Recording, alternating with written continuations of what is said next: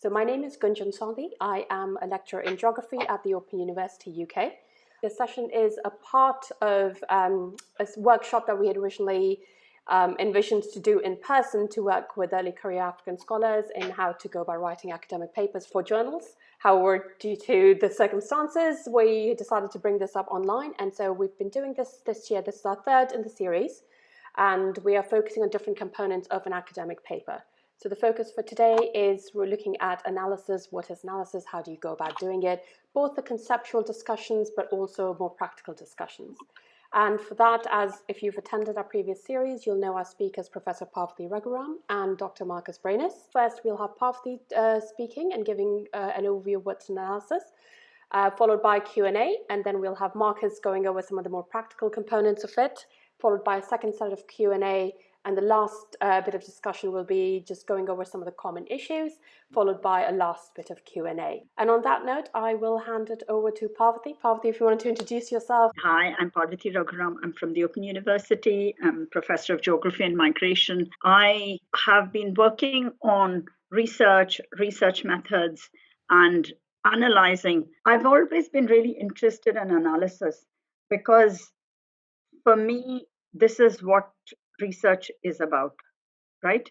And let me start with a case study there. Back in the day, I remember a person whom I knew talking about a single case. Their research was on agriculture, and actually, it was on food and agriculture. And it was about the sufficiency of food in a particular village. So let's see what she found. She interviewed a person, or actually, she did repeat interviews every month with a whole lot of families. So she went and interviewed, and she said, do you have enough, do you have any grains in your house? The person says, no, we don't have any grains. The first thing that you could do when you write your paper, when you write your academic work, when you write thesis, is to say, I asked them this question, and 6 people said they have grains, and then 10 people said they don't have grains in their house. They don't have food in the house. Yeah.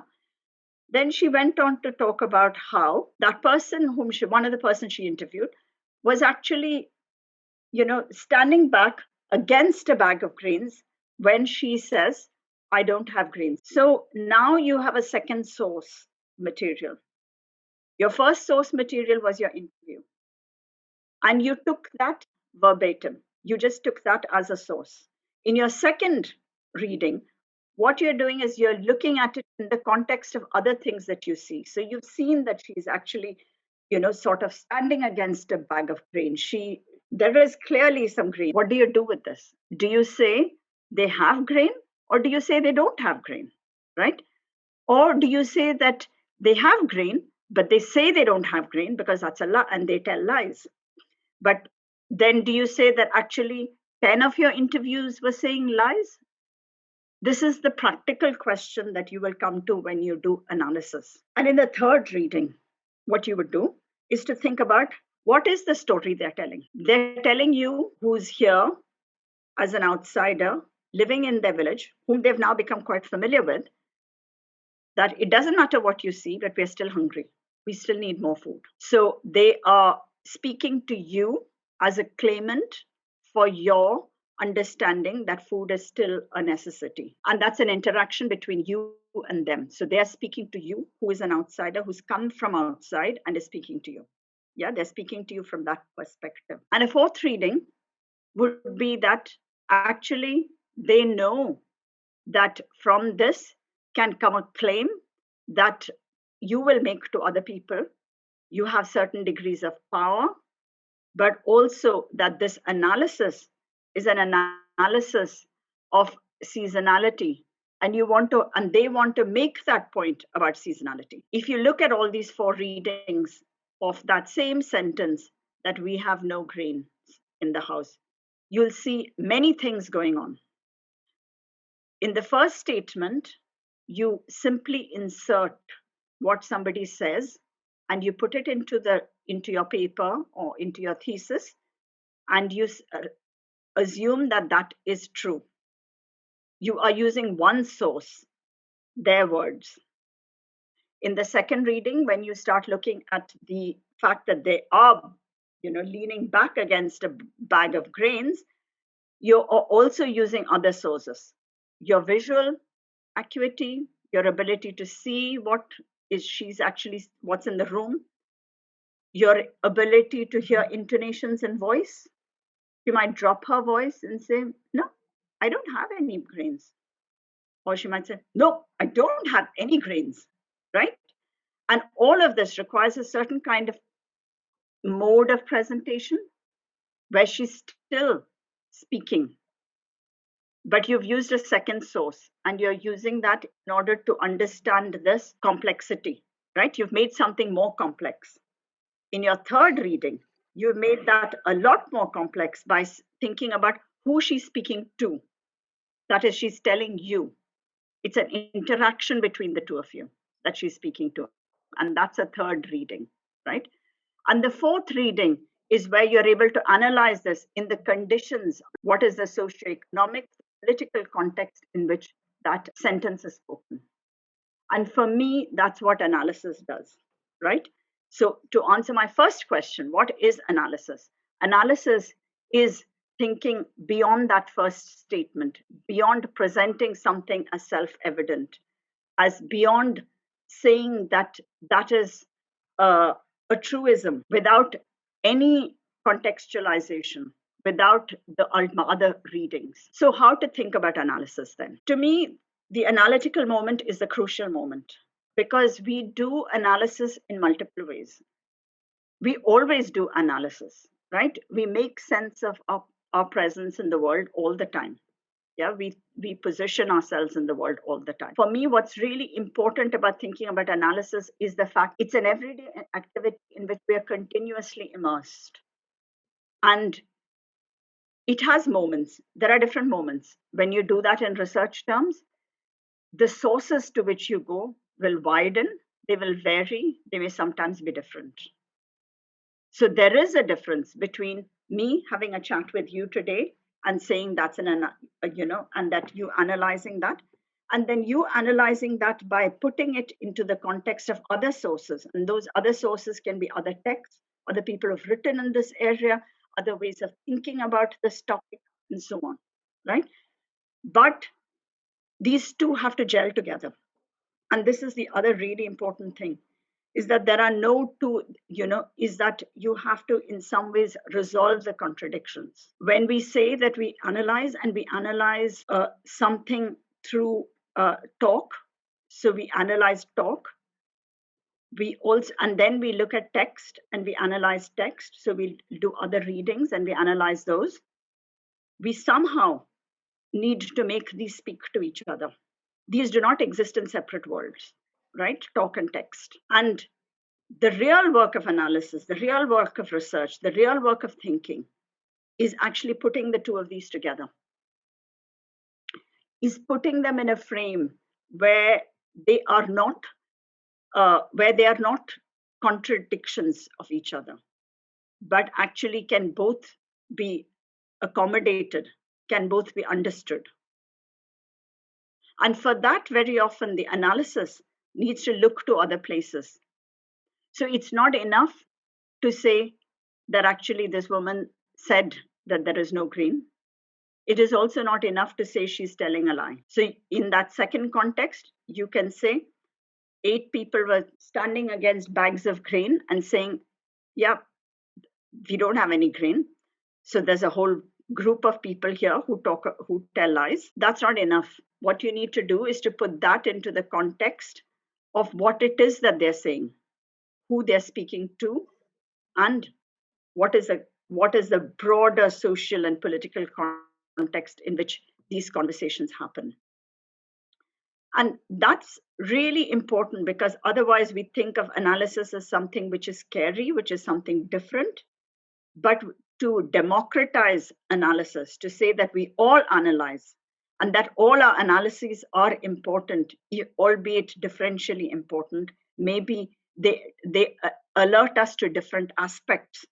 So we can analyze different people's conversations for different things, but each one is important. A standard tactic that many of us take in our research is that we research down. So we research people who are less powerful.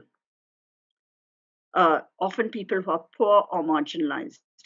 It's easier to access, but it also seems to be that we feel that we are meeting our political obligations, our critical analytical perspectives when we do that form of analysis. But analyzing the powerful, reading for hegemony, reading for how power operates, has to act simultaneously, not separately from this form of analysis, of analyzing the work, the text, and the talk of those who are, when we do analyze the work and text talk of poorer people. So, what work is done when analyzing? For me, it is a moment where you go up and down theorization. You abstract, and you abstract differently. You abstract also for different audiences, because you are thinking of how to present this most effectively and most importantly, in order to produce the kinds of change that you want to have at each moment that you do analysis. So when you work on analysis, what I'd suggest is that you work across these 4 readings. So how to analyze research materials in this context? These 4 readings, and I'll go through those 2 practical examples now of how I might do this, right? Here's a case study of interpreting life stories. The first question that you might ask is your own investments in the topic, because in some ways, when you start thinking about why did you research this book, people's food self-sufficiency, you need to understand how you have come to this. And getting to know you and your topic is really important, because it's then that you understand what are the hunches that you put to the field and what are the hunches through which you are likely to analyze. What do you need to watch out for? Yeah, because every piece of talk or text often offers a preferred reading. It offers a form of analysis, it proffers a form of analysis sometimes. It offers it up very quickly and easily. Look, read me like this. And you grasp those because of where you come at this from. So you need to understand a little bit of what you take as your hunches to the field. Then the second thing to think about as a practical thing is, what is the story? What's the story being told here? What's the meta-narrative? So that's a kind of question you could ask. Not of individual sentences in, say, a transcript of an interview, but of the whole transcript. How do you analyze an entire transcript together, not in its bits, right? Are they here appearing here as heroes, as victims, as bystanders, as people to whom things have been done? What are the roles being offered to people in this kind of story? What genre of storytelling is being used, right? What words are repeated? And this is one way in which you can try and understand what kind of genre is being offered here. What kinds of imagery are they expecting you to develop? What kinds of similes are being used to convey values and knowledges? What other forms of storytelling are used to emphasize a point? Because no one form of storytelling one story can have many forms of storytelling in it. And then you can also pick up the key incidents. Is there one key incident that they want you to remember, that you want to go away with? And is there one key incident that you think you have taken away? And why was this chosen by them and by you? Who's the central character in that? And what roles do they play? And then you have a reading which is dialogic, right? So the first one was about you and your topic. What did you take to the field? The second one was the story, the meta narratives. What is the bigger story that is being told here? The third one is the dialogic. What was the interviewee telling you?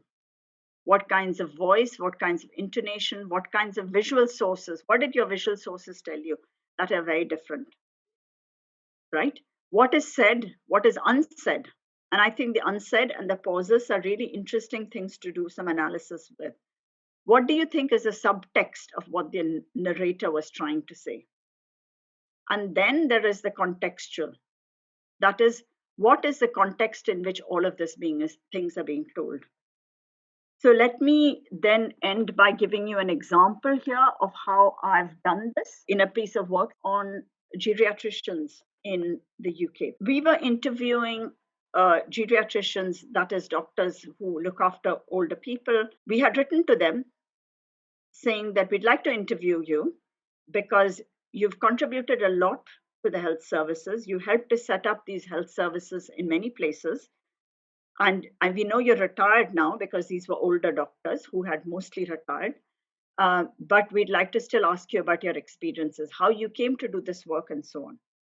In that opening letter, the geriatricians, who are retired, already expecting to tell you about their successes, the fact that they contributed a lot. So that's what they've already in dialogue with you because you've sent them a letter, right? That letter is the invitation, but it's an invitation to a particular kind of dialogue. And the analysis has already started at that point, right? It doesn't start when the research happens, right? It doesn't happen at the point of the interview. It happens already because that dialogic process has already been set. So then we go and do these interviews.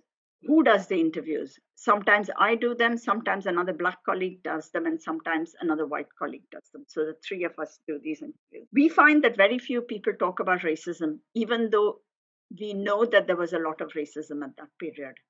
The data shows that, but very few people talk about it. So we then wrote about how do you analyze the lack of men talk about racism. And we went through these kind of ways of writing.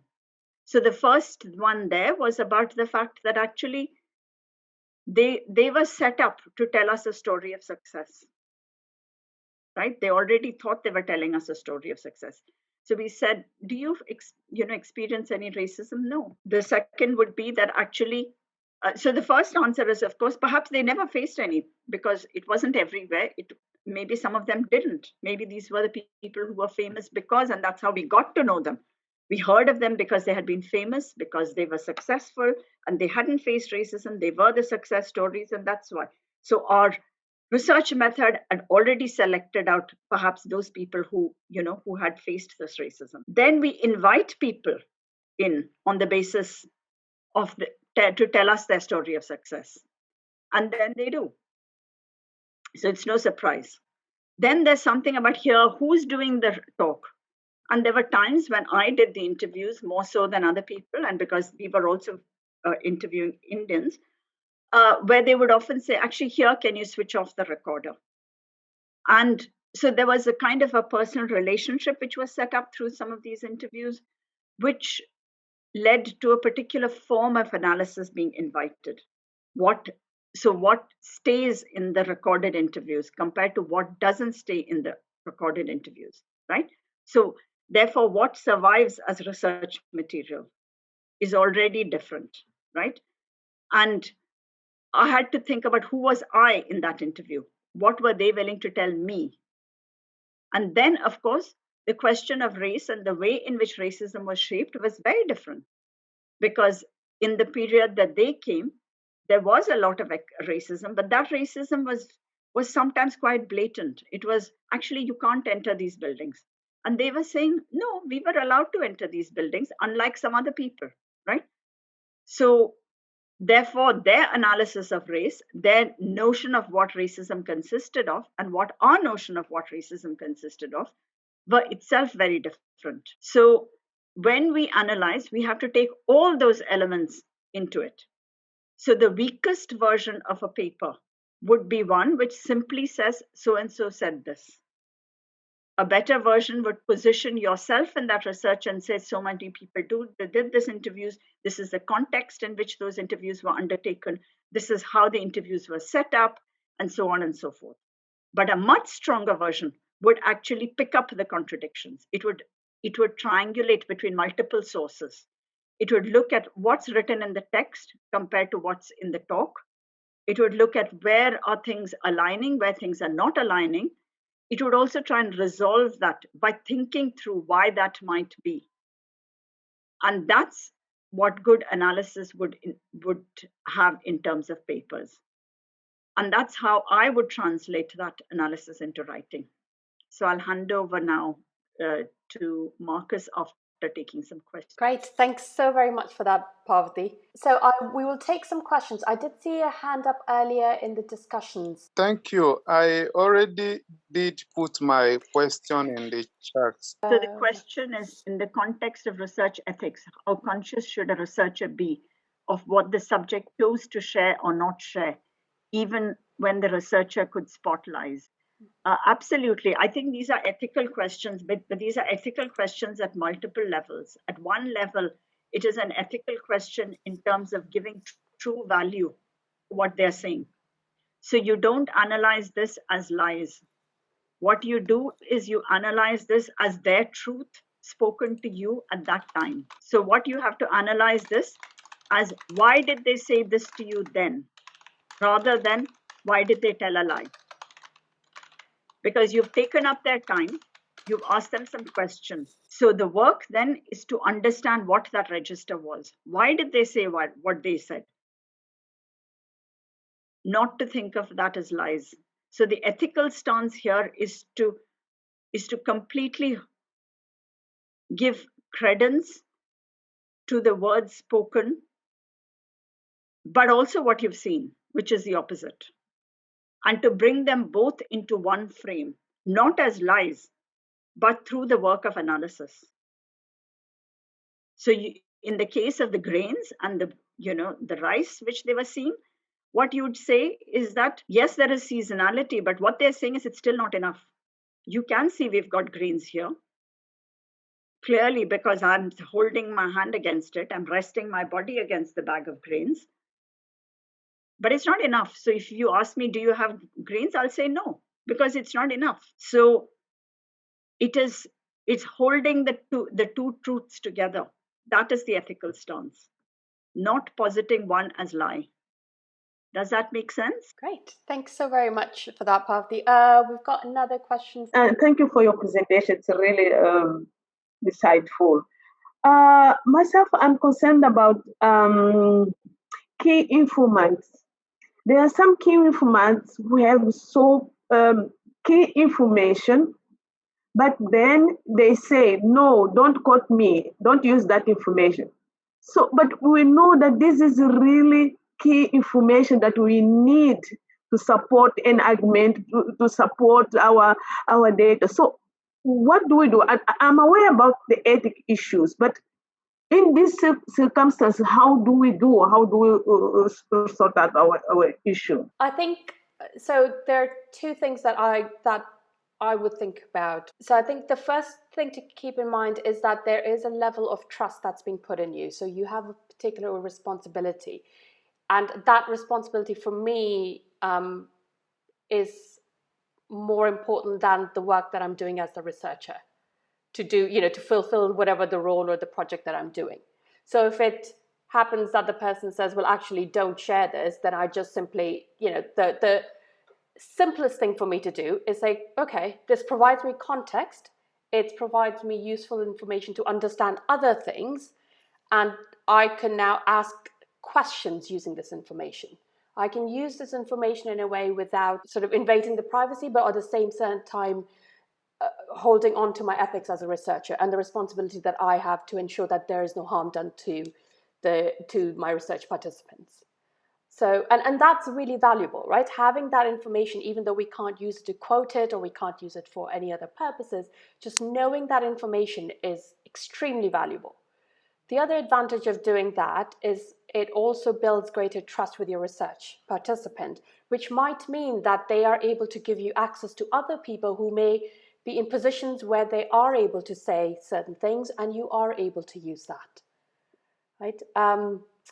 So especially when you're doing particular types of research, when we were working within the tech sector, there is some not information that people just talk about and then afterwards saying, oh, actually, that little bit that I told you about, you can't say that, even though it's recorded.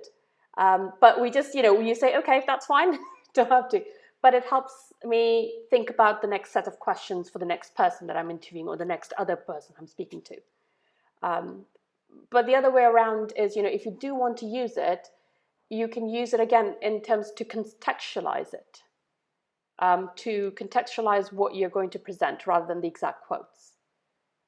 So yeah, for me, it's a very simple thing. If the person says no, it's no, and I'll take it out, and that's it. But I realize that's not optimal for a lot of other, as you said, Inertia, it's not optimal if it can be used to make things improve other things.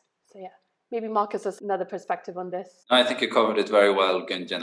I think I agree with you in terms of, and I think we can see that, you get that information and you build that broader perspective and into your understanding of the wider topic, and it's really valuable as such. And now I'll hand this off to Marcus, who's going to look at some of the practicalities of analysis. I'm Marcus, as Gunjan said. I will talk a bit more about the practicalities, but it's still a bit abstract. But I just want to follow up with what Parvati has talked about in terms of analysis not being one thing, but something that goes on throughout the research and at different stages. But rather than talking about it throughout everything, I will break it down a bit more specifically to the research process. And first, I want to talk about when we're collecting data. Then, as we talked about in relation to the last question, we are already processing our findings and thinking about what they mean. And often, when we conduct research, we do then modify our interview questions and data collection tools when we're in the field because of the insights we have gained through our initial findings. And these then often help us sharpen our research focus as we gain kind of some sort of initial understanding of what's going on. And for me, this is part of the data analysis because we're already considering what the data are telling us. But at this stage, it's of course much more messy because it's based on these hunches rather than being a systematic engagement with the data that we have. But I think it's important that we recognize that we're beginning this process before we sit down to look through our findings, as Parvati has already mentioned. And then, of course, when we go through the data, after we have conducted fieldwork and collected data, that's when we begin the more systematic process of making sense of it all. And this phase is, of course, what we often refer to as data analysis. And this is where we spend time reading through, organizing and coding our data. And some people use softwares like NVivo to help with this process. And I find that to be a very useful tool to help me organize my materials, but also to code them and get a sense of the patterns that exist in the data. And as we go through the data and code them, we often start to see these patterns that are very important. It's kind of the main purpose, I would say, of the data analysis to identify the patterns in the data. And this could be, for example, about issues that many people refer to or trends among people from particular backgrounds and so on. And these insights that you gain through this process will help you come up with ideas for papers as you get a good understanding of the materials and the patterns in them. And they will also help you shape the arguments that you will try to make. And this step then, the data analysis, is very important because if you start writing a paper and have skipped this step, you may find at a later stage that you don't have the data to support the argument you're trying to make. The paper will then be using selective data rather than demonstrating broader patterns. And the consequence of this is often a weaker argument because it doesn't emerge from the data and lacks a clear narrative. In such cases, the paper will often be more descriptive, meaning that it will be describing particular events, views, or practices, for example, but without situating these findings in a way that helps the reader understand the broader importance of them. So I will now talk a bit about when we get to the writing of the paper, because if we think of it in a simple way, we first collect data, then we analyze the data, and then we go and write them up. But I would suggest that that's not how it works, and the analysis is not over when we sit down and write our papers. Instead, we get into another kind of analysis as we continuously try to make sense of these data as we write them out. Based on the systematic data analysis in the previous step, we may have been able to identify key themes that we want to present in the empirical sections of our paper. But in the writing process, we often find that these sections do not work in practice, and that we need to rethink both the content and the order of them. So this means we're continuing the analysis as we write, but also that we should revisit the literature to think about our own findings in new ways as we try to present them. Because as we rethink things and rework them, we see new patterns, we think of it in a new way as we write it out. We might go back to readings we've read before, and they might help us to rephrase and reshape our argument in new ways. And that means also then that analysis is not limited to our own data, but is a continuous interplay with other forms of analysis and the analysis others have done. Meaning that our own presentation of data depends also on our understanding of the topic more widely. So the writing of the analysis can be improved by reading existing work on the topic, both to help us think about our own findings, but also to figure out how to write them. And then somewhat more practical, we need to think about how we build the analysis into the empirical sections of a paper. But that's not only a matter of the writing, it's also the selection of the data that we use in these sections. That's part of the analysis. We don't just add random materials, but we choose certain quotes and data for a reason that relates to our own understanding of the issue and the argument that we try to make. So in other words, we make these choices based on how important we consider specific materials, and that judgment is part of the analysis, even if it's not a systematic or an explicit a process we refer to explicitly in the methods, for example. However, if we don't provide additional explanation of why we choose these materials and how they relate to other findings, then we lack the analysis that is essential for the reader to follow our argument. So even if we have good reasons to choose certain materials, we need to make it very clear to the reader why we choose those data. It's our job to explain what the specific quote means. And we don't do that by repeating what the research participant has said, but rather by providing explanations of the circumstances of the person who said it, in what context, and how this statement compares or differs from what other people have expressed. And providing such insights help connect pieces of data to wider patterns in our findings, which makes the use of data more interesting as we move beyond description where we leave it to the reader to draw conclusions of what the findings might mean. So by analyzing the data, then it's easier for the reader to understand the paper. If we do not analyze, the reader will struggle to see what the value of the data is and what we're trying to achieve with it. And an additional way of strengthening the analysis is to connect with other findings, the findings of other scholars, and explain how our findings contribute or add new perspectives to that. So, and that means that the analysis should also be clearly connected to the rest of the paper. So in previous workshops, I've talked a lot about how we can make connections between the different parts. But here I would like to make the point that the analysis is very central to the making of a coherent argument throughout the paper. So the analysis emerges partly out of the initial framing of the paper in the introduction and the theoretical framework, but also out of our own data. So there will be connections there, but it's our job to make those connections very clear to the reader. Because we can't assume that they will see these connections that we have in our minds or understand the relevance of the materials if we do not explain it.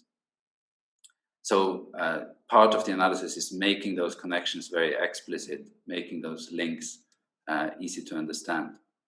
And one way of doing that is to re-engage with some of the literature you've engaged with in the earlier parts of the paper. And this will also help make the paper more coherent. And then the final pointer is about when do we write the analytical bits. And for me, it's easier to do that when I have a good sense of the empirical materials that I will use in a particular paper, and when I already have a rough draft of the introduction and the theoretical framework. Because at that point, I'm starting to get a better sense of what I'm trying to say with the paper. However, this might not be the best way to do it, because we all write in different ways and we have to find out what works for us. So for me, I often draft bits of all the sections, and then I will move between them to improve all of them gradually. Which means that when I change something in the introduction, I will also have to check how that affects other parts of the paper and make corresponding changes.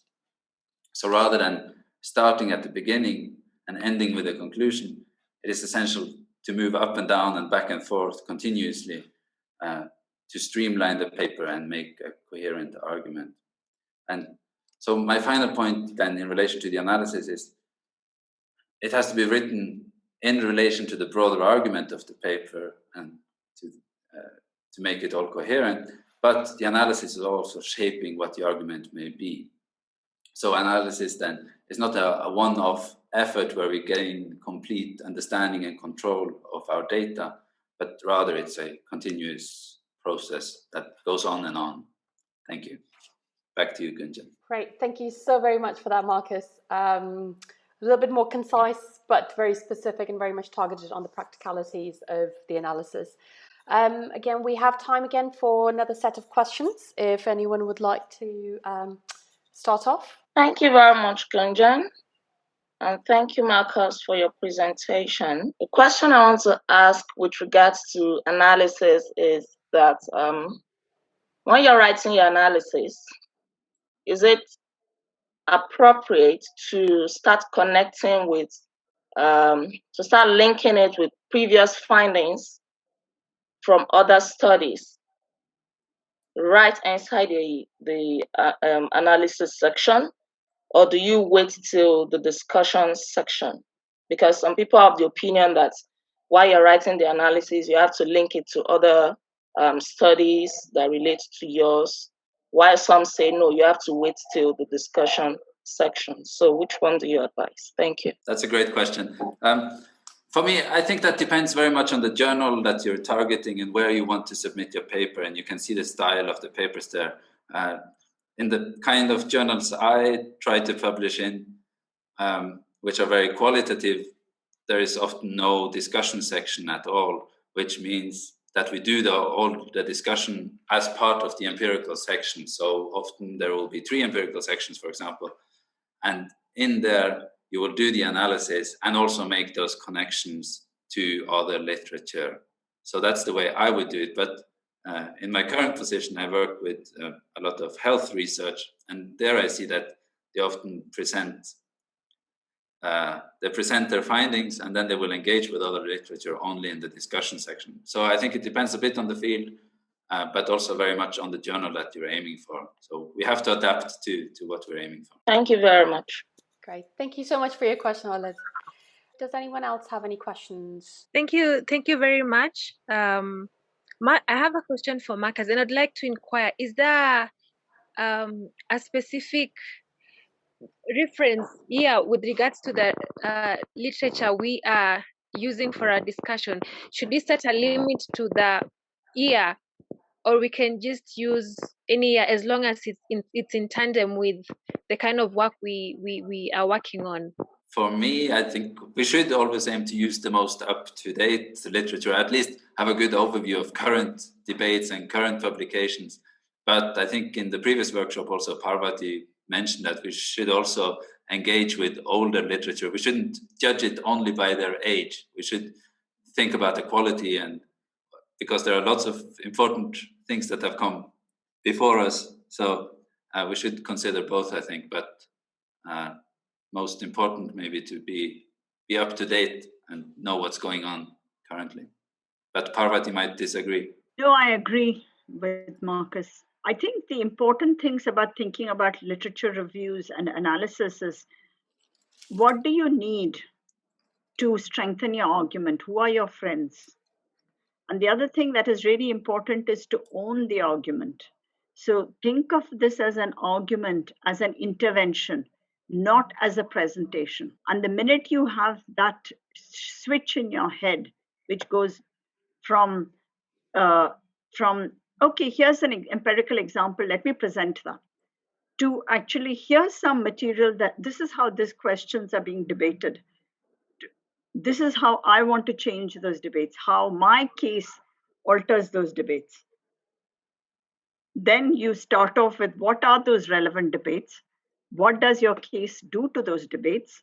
And what are the implications of those, of what my case does to those debates, right? And that is how you think about a paper. But because remember, when you're writing academic papers, it's other academics who are reading this.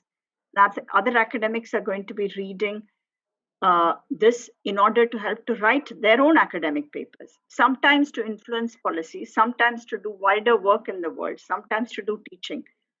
But ultimately, you're trying to change people's minds, right? You're trying to, and not always change, but sometimes to affirm, sometimes to throw light, sometimes to explain things. But these are all things that you're doing to people's ways of thinking, not just of knowledge. And that's really important because that's the shift that analysis is about. Analysis is about ways of thinking. It doesn't provide new knowledge. Whereas if you say, I've done all this work and all this work happens in Nigeria, but look, here's what, but there's no work on Uganda. So let me give you some example of what happens in Uganda. Why? Why would I want to know about Uganda, right? It's not evident to me. You have to tell me that I need to know about Uganda because of other things that I know. You know, if you think like that, you'll know what you need for the literature review. The quantity, and it's not quantity, it's the quality, it's what you do with it. It's how do you pull out the main strands, conceptual strands in the literature, because those are the conceptual strands that you will explore in your empirical material, and those are the ones which will lead to the findings and the conclusion. So aligning and thinking through, pulling it through with a stream. But it's always a work in motion. You know, you do this and then you then go back and then you redo it. The other thing, when you do analysis in papers, you are always doing analysis of multiple things, not just of interviews. Sometimes it can be analysis of documents, sometimes it can be analysis of secondary data, sometimes it can be analysis of, or it's sort of historical archives, it can be of visual images, and all of those raise similar questions, which is that A, you need more than one source. So you need to analyze a single source. You need to analyze a single source in the context of other sources. And you need to analyze the single source and in the context of other sources in the way that you come to it. And then finally, you need to think of this as in the context in which these sources are actually circulating. So what is that source? That can be interviews, it can be quantitative material, but these similar points can be raised for all of them. Great, thanks so very much for that, Parvati. I see one question from Esther in the chat. We have sometimes had that for qualitative research, the researcher needs to go out with an open mind, and sometimes too much of literature review could influence or kind of interfere with the openness that would come out from an open mind to see what the respondents would give as new information. So my question was, how do we take the balance of being open to new information, but as well linking that to what is already said by others of interest? I can start. For me, I think we should know as much as possible, and I don't think knowing more will be a problem. I think knowing less might be a problem. So I think we should read as much as possible, but that doesn't mean we take that knowledge as the ultimate truth. We have to understand why they have produced that particular knowledge, and when we make our own observations, we have to be critical of their what kind of knowledge they have produced, and see what we find differently, and think further about it. So I don't think we should not prepare by not reading and getting ready for the field. I think we can still have an open mind even if we know as much as possible. Parvati, would you like to add to that? Yeah, I think the sufficiency question is an important one, because it's always something that people come back to, is that, and there are two elements to that sufficiency question, because at one level, I often do this. I don't know if other people do that. I'm unwilling to commit, so I'll keep reading. And so I'll go and I'll say, I know, but I don't think I know enough. So I need to read a bit more. Oh God, I'm not quite sure. I think I need to go and look at this as well. And then I'll spend another 3 days doing something else. And then Marcus will say, look, you need to write. So he'll send me a message. These are the 3 things that I said to you that you were going to write by and you're going to pick this up on March 15th.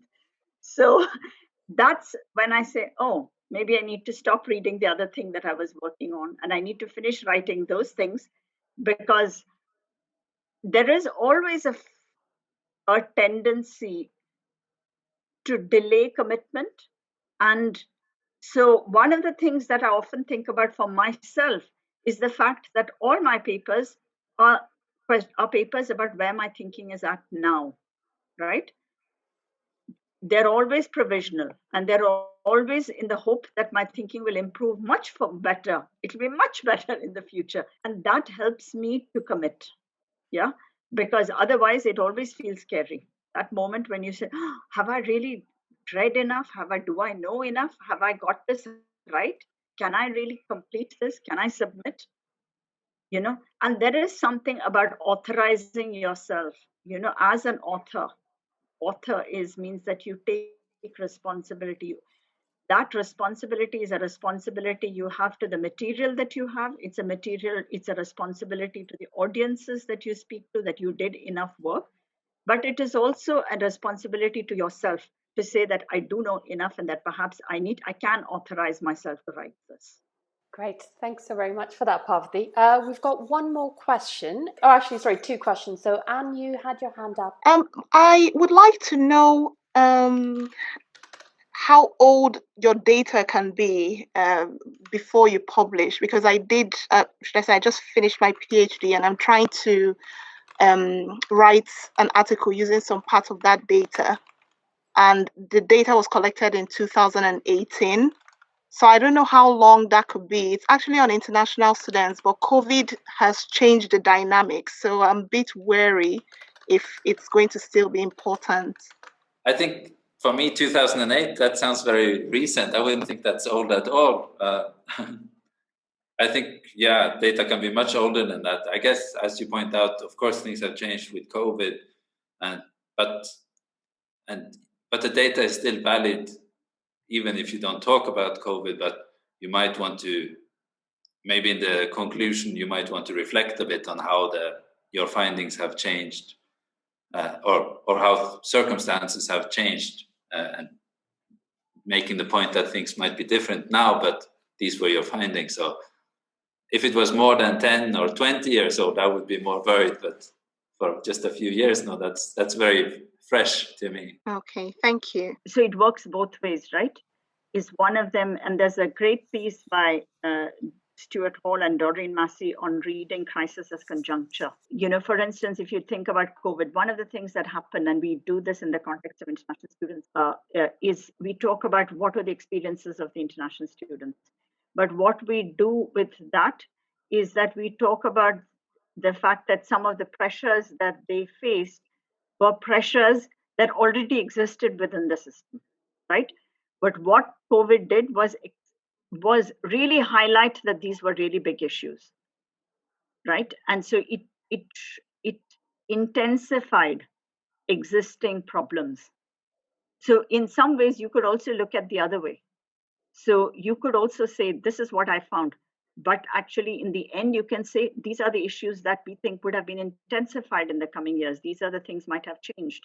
And these might be the things that continued but remained unchanged. Some things were stopped. And those were some of the categories we used in our paper. And if you, I think it's actually in the blog, and maybe if you message us, we can send you a link to that blog. And it will, so you can always end with that, right? Is that what is likely to have happened in the crisis to those kind of mixture of things? Great, thank you. We've got one more question because it was at the same time as Anne had raised a point. So we'll take that question and then we'll switch to the next bit. Thank you for me to give an opportunity to ask. While I'm writing the dissertation or like journal articles, I have such a challenge to the following questions. So depending on the researcher's position, whether she or he takes the position as a realist, constructivist, and critical realist, it may differ how to integrate, analyze, and interpret the primary and secondary data, and the interplay among the author and multiple data. So is it better wise choice for an author to separate the chapters of findings from the analysis, a viewpoint of critical realism? So can you answer to my question? So if I'm correct, interpreting this correctly, your question is, how do you take the different positions, whether you're starting your discussion with either realist or postmodernist or constructivist, and how do you differently engage with those positions in the analysis? I mean, just also looking at the question that was in the chat, is it a wise choice for the author to separate the chapters and the findings from the analysis of primary and secondary data? I think it's a matter of how do you want to use it and for what purpose. So as Parvathy had said, your analysis is a way of thinking. So sometimes thinking through the data, sorry, just one moment. Sometimes thinking through the data, what it does is it gives you the opportunity to say, well, what does it actually tell us? But then at the same time, as Parvathy has said as well, right, what does it maybe not tell us? What are the absences in the data? And that's how I tend to use secondary and primary data, and particularly mixed methods data, because that's what I use predominantly, which is both quantitative and qualitative, is what does it tell me if I just look at them individually, but also what do they do not tell me? Where are the gaps and where are the absences? What is it that people have not spoken about in the interviews? When I look at the surveys and quantitative data, whether it's secondary or primary, what is it telling me and what is it not telling me? And quite often, I tend to start from the perspective of the outliers. I tend to start from what the absences are rather than what I'm being told. But that in itself is in fact indicative of a particular approach that I take, right? So I start from postmodernism and I move on to sort of post-colonial and looking at more critical theories in very, very particular ways. So not just sort of broadly critical approaches, but very particular ways of what is invisible or what is not intelligible. So I tend to start from the knots and try to make sense and read through the data that way. And I can't separate that, right? Because that forms the basis of how I start thinking. And that forms the basis of, as much as I hate to get into more technical, sort of more academic vocabulary, for me, that's epistemological point, and that I can't take away. And to a certain degree, there's an ontology to it that I cannot remove myself from, that shapes my engagement with all the data. To give a very practical example, Parvathy and I have just finished a report, and a lot of it was starting off with quantitative data. We went and gathered all sorts of quantitative data because we were looking at the flows of Indian migrants into EU across a whole host of EU countries. But what that did was, all it did was give us a context, but also say, well, actually, it's showing us things that we didn't expect, because it's showing us flows into countries we did not expect. So not only is the data that we've collected useful for our analysis, it's also the point from which we start further research.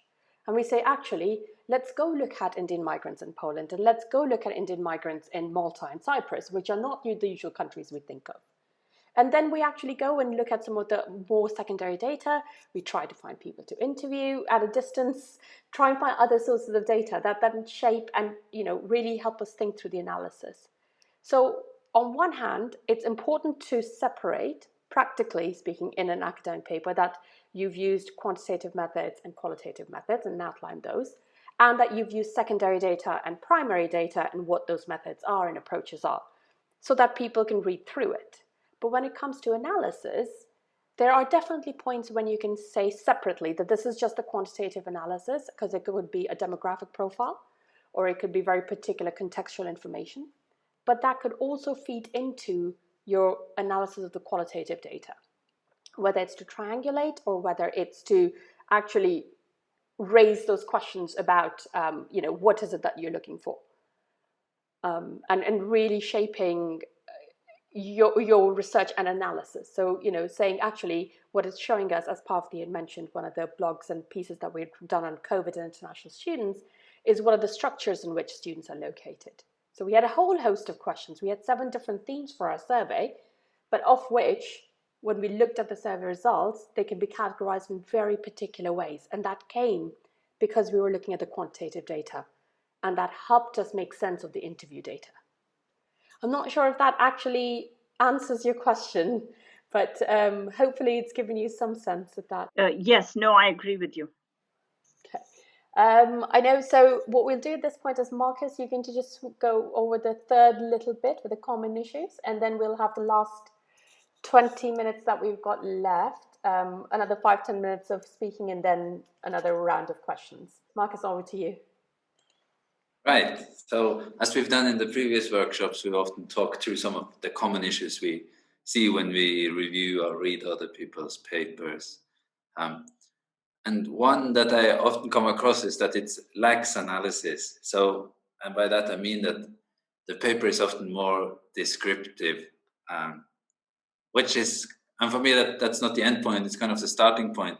You're describing an event or what someone said and putting the data there. But as I mentioned earlier today, it's really important to make it clear to the reader why that material is there, how do these findings link to other findings? Does this quote represent a pattern of something? If so, what is that pattern? Why is that pattern important? How does this relate to other literature on the topic? Have you found something that's completely different, or is it the same as other people have found? So that's one issue for me, that because it takes some time to make kind of the step to be able to use your data and write about it in an analytical way. For me, I found that very difficult at the beginning. People told me, write more analytical, more analysis, but I'm trying, but it didn't come out as analysis. But so it's some sort of a conceptual step, and it takes some time to get it right. But hopefully our conversation today will help a bit. And the next point is about selective use of quotes and other data. And by that I mean, again, back to the patterns. Because we might have some really nice quotes that we really like, and they might be illustrating something. So we choose them and we put them in there. But if we don't contextualize them and show how they relate to the broader patterns and to the point that we're trying to make in the paper more widely, that kind of undermines the data. Then the data doesn't serve any purpose if we just pick and choose the things we like, but without having analyzed them systematically, and then continuing that analysis in the writing process. And the third one is about the scale. So all these points are somewhat similar, but when I mention scale, it's also about that wider pattern or the wider importance of the data. So if you've interviewed 50 people and one person said that they don't have any grain, going back to Parvati's example, but 49 said that they have lots of grain, and if you've chosen the quote by the person who said they didn't have any grain, without telling us the scale of it, if you're not telling us that it was only one person who said this, while at the same time leaning on the grain, then we don't really see the value of the quote. We need to understand the wider context, linking it to these different readings Parvati talked about, to understand what is the scale. Is this representative of our broader findings, or is it again just a nice quote that we would like to use to make a case for something? So to build a convincing argument, then the argument has to emerge from the data. Because if it doesn't, it's very easy to see that here is a nice quote, here's another quote, but they don't really represent the wider set of data. And by doing so, the argument is much weaker. And as a reader, it's really easy to see that that it lacks the coherency that we would like to see in a paper. And the fourth one, as I've also mentioned, is the lacking engagement with other literature. So as part of the analysis, it makes it much stronger if we manage to make connections. So we can, if we reflect, we do the different readings and have the different levels of the analysis in our writing. But if we then take another step and link that to what other people have found, that situates the analysis in a wider debate around the topic, which makes us move away from the particular case study that is difficult to see the relevance of, to engage in the broader debates and to use the case study and the specific findings from Uganda and make that relevant for people studying the similar topic in other countries and other parts of the world. Anything you would like to add, Gunjan or Parvati? No, I think that these are really important points, actually. Just wanted to say, that I think the point about which quotes to use and how many quotes to use, those are really interesting questions because it depends and shapes the direction of analysis. And the other thing to say is that, so if you have 6 people saying the same thing, it is not that you say that that is true necessarily. Even that doesn't make something necessarily true. All it does is it shows you that people themselves believe that that is true, right? Or they feel that that is true, right? There's a difference between these. And that's the work of analysis. So it goes back to the grain problem. If you have 6 people who tell you that they don't have grains, it doesn't mean that they don't have it. It means that they have told you that they don't have grains. That's all what it means. Then the analysis is actually doing that work of triangulating with what you've seen, the voice in which they spoke, the other texts, the other evidence, and then coming to your conclusions and then actually explaining that then to the audience. Because we can have many people saying the same thing, but then in the writing, we shouldn't repeat the identical, more or less identical quote. We should point to the wider pattern and say that this quote is representative of many people, so we don't repeat the same material. Are there any questions? No? So what I might do is just take this opportunity, I think, to just reflect on some of the work that we've done in the last 12 months that Parvati and I have done on various projects, but also the various conversations that we've been having around analysis.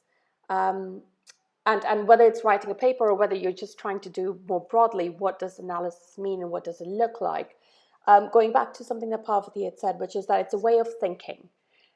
It's a way of thinking of the problem that or the puzzle that you're trying to solve in the paper or that you're trying to engage with. And that's something that I'm trying to figure out and deal with. So our earlier discussions of the other seminars have really looked at the introduction and the literature review and some of the theoretical approaches, and particularly theory as practice. So how does analysis fit in, or where does analysis fit in this idea? If you're approaching theory as practice, how does analysis become part of that as a way of thinking, as a practice, and in terms of trying to solve the puzzle? I think that's something that I am trying to make sense of in the various projects that we're working on, and as we go through the different types, the levels of analysis that we do, and the scales of analysis that we do. But that is also shaped by what is it that I want to do, or the wider work, the agenda of the work that I want to undertake. And I think that for me shapes my analysis to an extent, because it already gives a frame for me to engage and think through. Yeah.